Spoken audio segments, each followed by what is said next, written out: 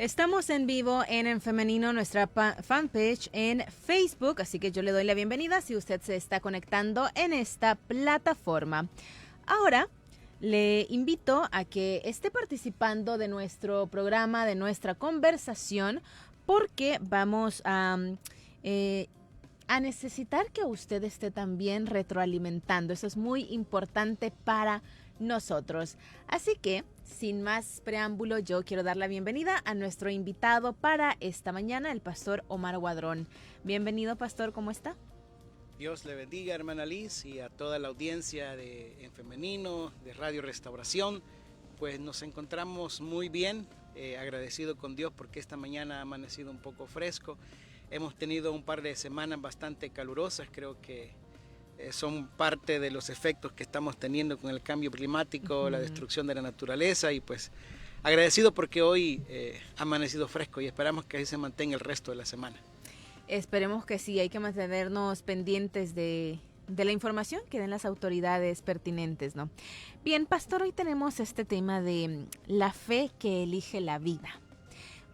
Podríamos pensar en muchísimas maneras de abordar este tema, pero tenemos una en específico y quiero que usted nos cuente de qué se trata. Bueno, esta mañana queremos hacer una pequeña reflexión con ustedes, la audiencia, mi hermana Liz, con uno de los pasajes bastante conocidos dentro de la Biblia, y se trata cuando la fe elige la vida, cuando la fe, también podríamos llamarlo, desobedece por amor a la vida.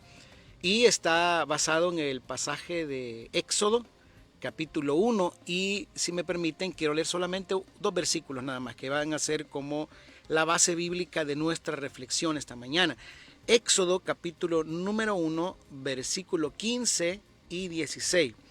Dice así: y habló el rey de Egipto a las parteras de las hebreas, una de las cuales se llamaba Cifra y otra Fúa, y les dijo: cuando asistáis a las hebreas en sus partos y veáis el sexo, si es hijo, mátenlo, y si es hija, entonces viva. Pero las parteras temieron a Dios y no hicieron como les mandó el rey de Egipto, sino que preservaron la vida a los niños. Ese es el pasaje que pues, nos corresponde reflexionar esta mañana. Y pues quizás como para hacer una muy breve introducción, la historia de Cifra y Fúa pues ocurre en uno de los momentos históricos más oscuros del pueblo de Israel. Los hebreos estaban viviendo bajo la esclavitud y bajo la opresión de Egipto, y el faraón, que era su rey, comenzó a ver que poblacionalmente los israelitas comenzaban a crecer, de tal manera que eso significó para él, o así lo interpretó él, una amenaza política y social, porque al convertirse en un pueblo dentro de otro pueblo y crecer, pues se convertía en una amenaza. Y ahí es donde él entiende de que la única manera para poder detener ese crecimiento es hacer una de las acciones más inhumanas, y es el tema del asesinato. Aquí hay que poner en contexto algo, queridos hermanos y hermanas. En el antiguo Egipto, la palabra del faraón no era una sugerencia, no era una opinión, sino que era una orden. Es decir, las palabras del faraón se convertían en ley y por lo tanto eran absolutas. Y en aquel momento pues los egipcios veían al faraón como un representante de poder divino, y que desobedecer al faraón no solamente significaba desobedecer la ley, sino sufrir castigo, persecución, incluso la muerte, ¿no? Y por supuesto ir en contra de Dios. Aquí está lo impactante del pasaje que hoy estamos reflexionando, y es que estas mujeres hacen algo profundamente significativo, y es que lo que el faraón hizo fue ordenarles asesinar bebés, asesinar niños recién nacidos al momento de nacer. Y esto era, como ya lo dije, con la intención de controlar al pueblo mediante el miedo, la destrucción y en alguna medida pues limitar el futuro. Y por eso él pensó desde raíz. Entonces aquí es donde aparecen estas dos mujeres aparentemente insignificantes, aparentemente que no tienen relevancia, Cifra y Fúa, pero No, todo lo contrario. Estas mujeres, a pesar de que tenían una función relativamente escondida, digámoslo así, porque no eran gobernantes, no eran sacerdotes, no eran militares, sino que eran parteras.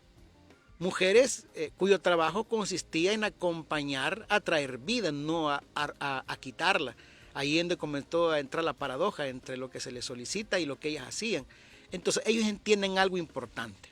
Estas mujeres entienden algo muy esencial. Y es que cuando la autoridad le exige destruir la vida, la obediencia deja de ser obligación. Esto es muy importante. Cuando la autoridad exige destruir la vida, destruir la dignidad, entonces la obediencia a la ley y al orden establecido, el status quo, deja de ser una virtud y deja de ser una obligación. ¿Y cuál era la base que ellas tenían, la base ética, digamos, para que ellas pudieran tomar esa decisión de desobedecer esa orden de muerte? Porque dice el pasaje que temían a Dios. Ese temor de Dios es lo que hacía que ellas tomaran la decisión de irse por el lado de la vida y arriesgar sus vidas. Yo creo que eso es muy, muy, muy importante. Pastor, pero ¿qué hacemos con aquel otro versículo que dice que hay que someternos a las autoridades? No entramos en contradicción. Este es un pasaje muy sacado de contexto frecuentemente cuando se lee la Biblia superficialmente. Porque en la Biblia hay tantos ejemplos de que la obediencia a las autoridades tiene un límite. No es absoluta y no es ciega, sino que es normada por la vida, por la dignidad, por los valores del reino de Dios. Y aquí está un ejemplo de eso. Si nos vamos al pasaje de Romanos 13, que es la referencia que usted hace, dice ahí también de que las autoridades están para hacer el bien, no para hacer el mal. Es decir, de que la obediencia también está sometida en aquellas leyes, en aquellas normas que buscan el bien común, que buscan la dignidad. Pero aquellas que van en contra de la vida y en contra de la dignidad, pues entonces ahí no hay un asidero bíblico para obedecer. Okay. Está el ejemplo de Pedro cuando se le pidió de que ya no predicaran. Está el ejemplo de los 3 jóvenes hebreos que se les pidieran de que adoraran a la estatua, que era ley, todo eso era ley. No lo hicieron. Daniel también. Y en fin, hay tantos pasajes donde nos dicen claramente, a través de esa interpretación bíblica, que la sujeción a la ley depende de que estas normas sean sujetadas a la dignidad humana y a los valores del reino de Dios. Bien, pastor, usted mencionaba que las parteras desobedecieron por temor a Dios. ¿Qué significa esto de desobedecer por temor a Dios cuando se trata de preservar vidas? Bueno, Cifra y Fúa pues desobedecen el decreto del faraón para permitir la vida de los niños. Y esto convierte su acción en una de las primeras expresiones bíblicas de resistencia civil inspiradas por la fe. Aquí el relato nos deja una enseñanza muy fuerte porque la fe no siempre significa, como ya decíamos, obedecer ciegamente o pasivamente. Hay momentos donde seguir a Dios implica resistir a estructuras injustas. Y algo importante, y es que ellas no responden con violencia, porque cuando hablamos de resistencia civil, a veces pensamos que estamos haciendo un llamado a la violencia, sino que todo lo contrario. Aquí ellos hicieron una resistencia donde no responden con violencia, sino que lo que buscan es resistir protegiendo la vida. Y esto es clave porque muchas veces se piensa que resistir significa destruir, significa confrontar, significa violencia, pero las parteras muestran una forma de resistir y es preservar la humanidad, preservar la vida. Entonces, a veces pensamos que la fe solo se vive dentro de las iglesias, solo dentro de las reuniones cristianas. La fe se vive en todas las áreas de la vida. Y este pasaje precisamente nos recuerda que también existe una dimensión ética y social del Evangelio. Porque la fe no se vive dentro de la iglesia. La fe se vive en el día a día, donde vivimos, donde trabajamos, donde estudiamos. Hay momentos donde debemos de hablar, donde no debemos de callar. Hay momentos donde obedecer la ley significa participar del daño. Hay veces donde la fe exige que tomemos posturas a favor de la vida, a favor de la dignidad humana. Y en este sentido, este es el mensaje de Cifra y Fúa, que ellas tenían una valoración ética, un temor de Dios, y ese temor de Dios se tradujo en casos concretos en su vida y en la solicitud que le hicieron de asesinar, de matar. Claro. A mí me llama la atención de estas mujeres, pastor, que tenían una comprensión de lo que nosotros hoy conocemos como evangelio, que realmente se basa en el amor y en ese amor sacrificial, porque el hecho de que ellas desobedecieran tenía consecuencias, ¿no?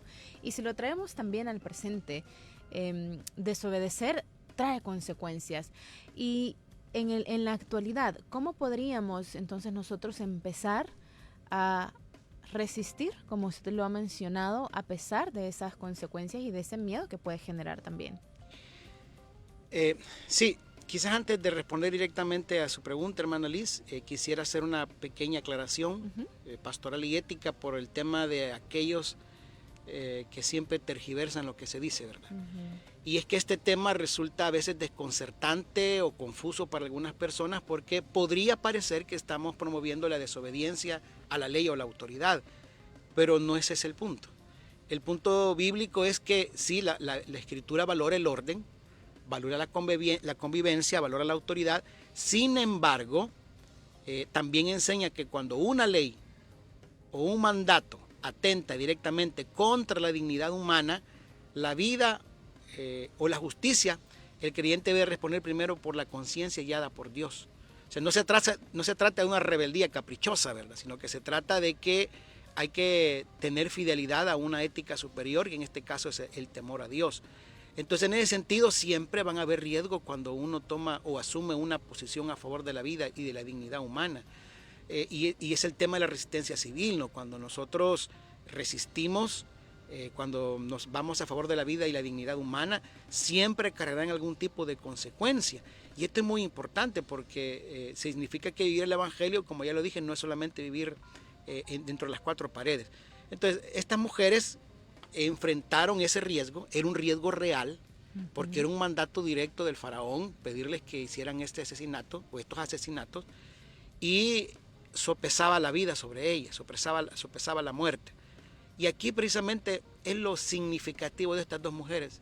Ve este detalle que voy a mencionar, y es que la liberación del pueblo de Israel no comienza precisamente por Moisés, como nosotros a veces hablamos dentro de la iglesia. Realmente la liberación de Israel comienza con estas dos mujeres, porque si estas dos mujeres no hubieran desoído el mandato del faraón, Moisés no hubiera nacido.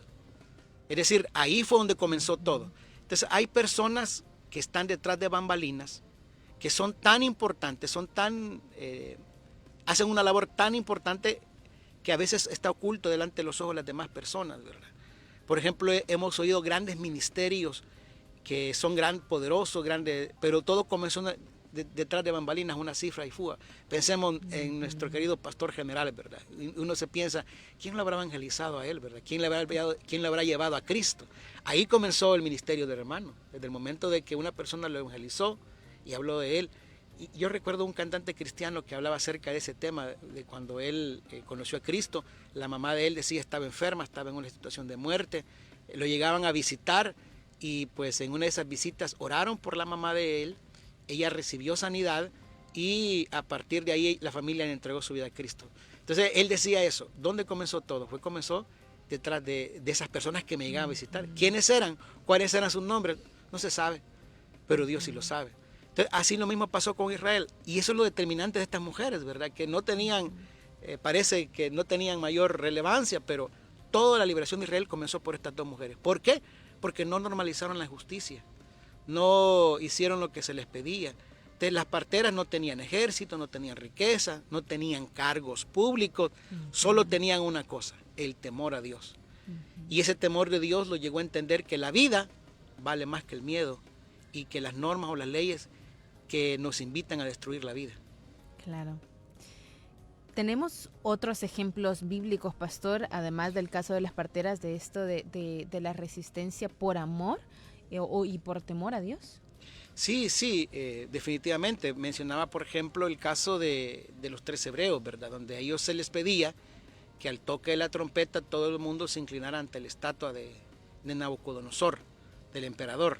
pero ellos no lo obedecieron, ¿verdad? Entonces, ¿cuál fue la resistencia de ellos? No arrodillarse, no inclinarse ante la estatua, ¿verdad?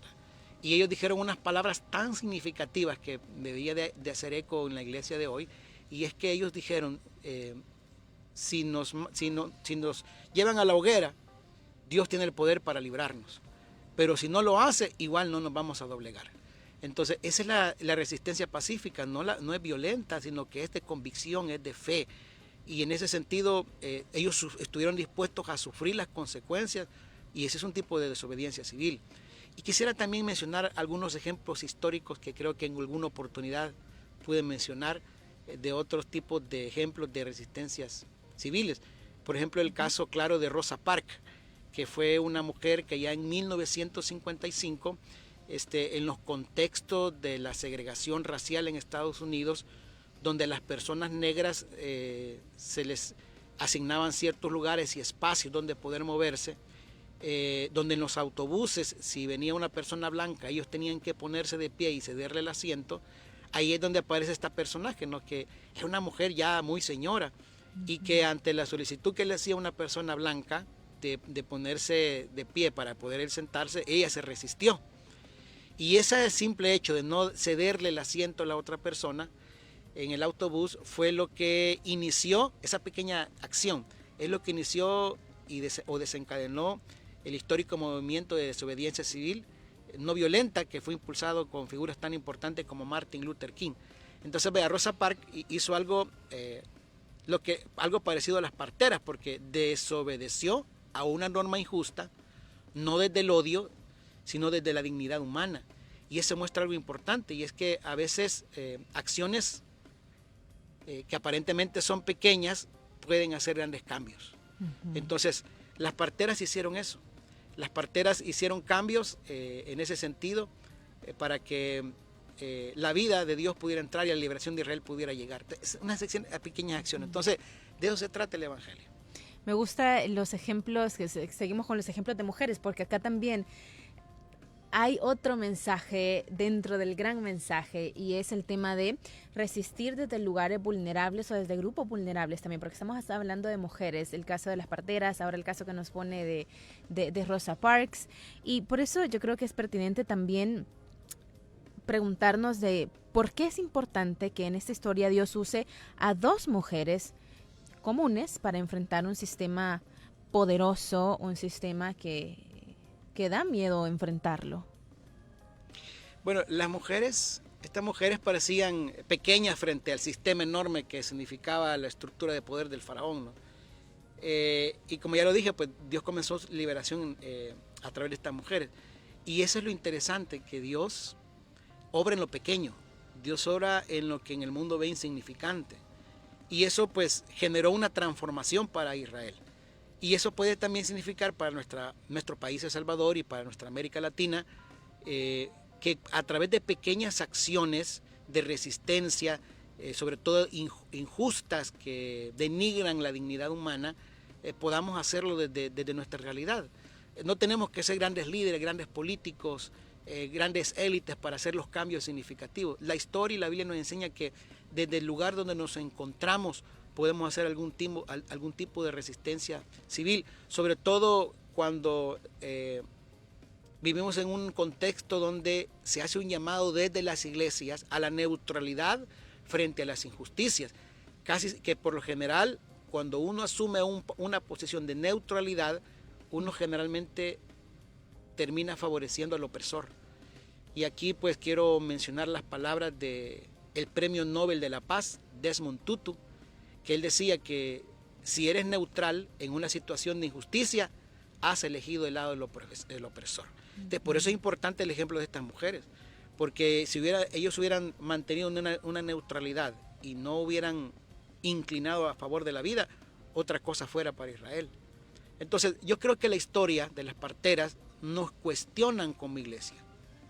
La cuestión es que debemos de hacernos es, ¿ante qué situaciones estamos guardando silencio en la iglesia? Otra pregunta sería, ¿normalizamos lo injusto? Porque podemos decir, es que siempre ha sido así, no se puede hacer nada. O realmente, como las parteras, asumimos una fe que protege la vida por medio de la fe, por supuesto, y incluso si eso implica riesgos. Hoy se dice, no hay que decir, no hay que hablar, porque es peligroso. Entonces, pero estas mujeres no quedaron neutras, ¿verdad? No se quedaron calladas, no quedaron inactivas, no quedaron pasivas, actuaron a favor de la vida. Entonces, preguntémonos nosotros ante qué situaciones nosotros estamos callando, ¿verdad? Y estamos quedando en neutralidad.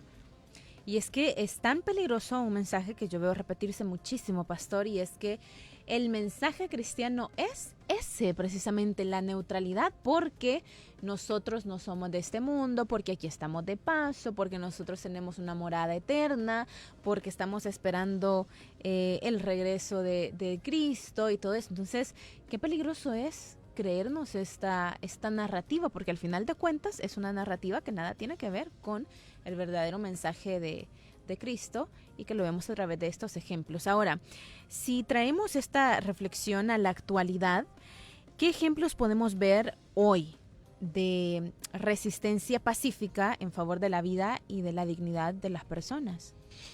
Bueno, en primer lugar hay que partir que estas mujeres o el centro teológico del mensaje es el temor de Dios. O sea, ¿por qué hicieron lo que hicieron? Porque tuvieron temor de Dios. Y ese temor de Dios las impulsó a hacer lo que hicieron. Y como tú decías, a veces creemos en un evangelio mutilado.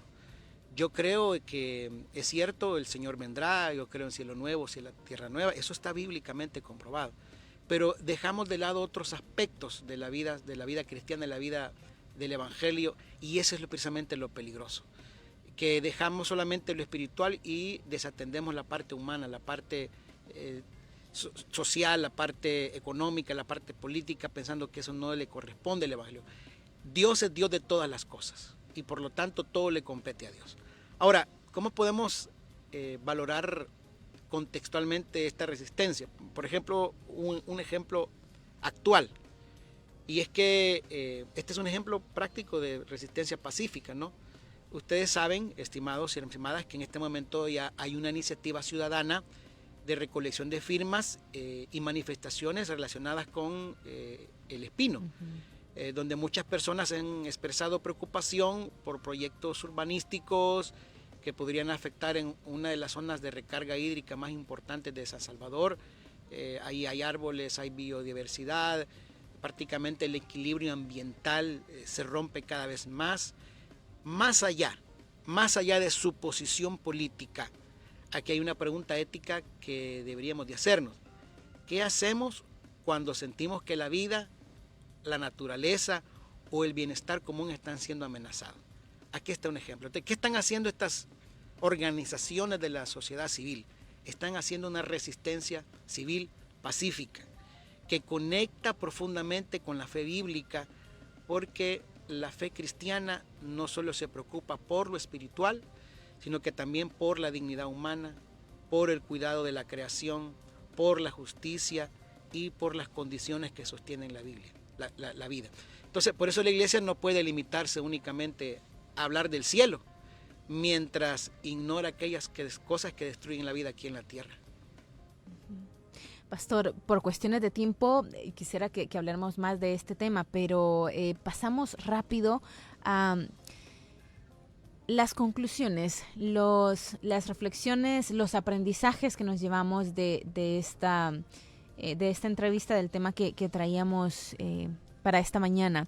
¿Qué desafío deja esta historia para la iglesia, pero también para cada uno de nosotros hoy? No lo que vamos a hacer mañana, no porque antes no decíamos nada, sino que hoy, ¿qué vamos a hacer hoy? Bueno, para concluir con esta reflexión, quisiera decir que la historia de Cifra y Fua pues nos recuerda que muchas veces, primera lección, que muchas veces los cambios profundos comienzan con personas aparentemente pequeñas, pero que deciden actuar con valentía. No tienen poder político, no tienen ejército, no tienen reconocimiento social, pero entienden algo muy importante, y es que la vida humana vale más que cualquier ley, más que cualquier sistema que quiera destruirla, todo basado en el temor de Dios. Y sigue siendo una propuesta pertinente, ¿no? Y también otra lección que podemos nosotros extraer de esto es precisamente lo que ya mencionaba. Ninguna ley, ninguna norma está sobre la dignidad de las personas. Cuando la injusticia se vuelve normal, cuando normalizamos la injusticia, entonces guardar silencio por miedo es una de las mayores traiciones a la enseñanza bíblica. Como las parteras que dejaron a un lado el temor y eligieron la vida, aun cuando el poder podía irse contra ellas. Así que yo creo que son de las más grandes lecciones que podemos extraer de esta enseñanza. Perfecto, pastor. Le agradecemos muchísimo por habernos acompañado en esta mañana, por dejarnos esta reflexión, estos desafíos también, hacernos pasarnos un autoexamen de qué estamos practicando. El Evangelio que nos dice que seamos cómplices de estos sistemas opresores que mencionaba, o por otro lado estamos siguiendo el Evangelio de Cristo que se arriesga por amor, ¿no? La fe que elige la vida también conlleva un riesgo, pero lo asumimos por temor y por amor a Dios, ¿no? Gracias, hermana Liz, y pues un saludo cordial a todos mis hermanos y hermanas. Le deseamos un feliz día, pastor. Gracias. Y ahora yo quiero agradecer a ustedes, audiencia, que han estado pendiente de este programa, que han estado participando, y me quedo con este mensaje que nos comparten, que dice así: qué importante tema y qué poderosas palabras. Dios les bendiga y nos ayude a ser mujeres valientes. Y me encanta terminar así, porque ustedes saben, acá en Femenino somos un programa hecho por mujeres, pero también tenemos colaboradores varones para mujeres también, y me gusta que ustedes asuman ese compromiso, que no simplemente escuchen y ya, sino que se tomen el tiempo de participar, de escribir y de decir. Que Dios nos ayude a ser valientes, y yo creo que ese es el mensaje también, que Dios nos ayude a ser mujeres valientes que resisten por temor a Dios y por obediencia a Dios, pero sobre todo por amor. Gracias nuevamente a ustedes, audiencia, y tengo una invitación para el día de mañana, si así Dios lo permite, 9:30 en punto, es su cita con En Femenino, a través del 100.5 FM y a través de la aplicación de Radios Elim. Me despido hoy finalizando el en vivo. Espera unos minutos y va a poder verlo otra vez porque queda guardado en nuestra fanpage en Facebook. También, antes que se me olvide, porque me estaban preguntando, si quiero ofrecerles una disculpa porque no pudimos transmitir en TikTok, tuvimos un inconveniente con el internet. Sin embargo, durante el día, más tarde, los compañeros van a estar transmitiendo, Dios mediante, y nosotros también mañana así lo haremos. Así que pendientes también de nuestro perfil en TikTok, restauración.fm. Hoy me despido deseándoles un feliz día y muchas bendiciones.